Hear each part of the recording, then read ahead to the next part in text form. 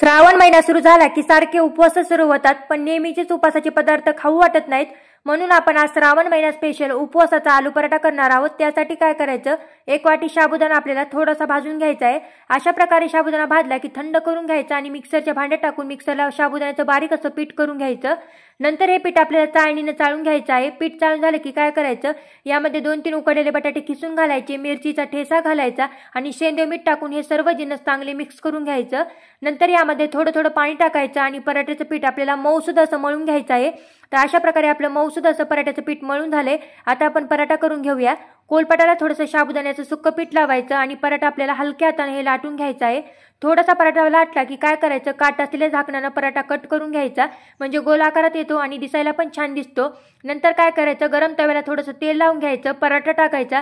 या साईडनं पराठा भाजला की दुसऱ्या साईडनं खरपूसाचा पराठा भाजून घ्यायचा. तेल किंवा तूप लावून हे पराठा दोन्ही साईडनं चांगला भाजून घ्यायचा आहे. तर तयार आहे आपला श्रावण महिना स्पेशल उपवासाचा आलू पराठा. तुम्ही पण नक्की करून बघा. उपवासाला खूप मस्त चवीला अप्रतिम असा लागतो. तर आजचा व्हिडिओ कसा वाटला नक्की कमेंट करून सांगा. आवडल्यास एक लाईक, चॅनलला सबस्क्राईब करायला विसरू नका.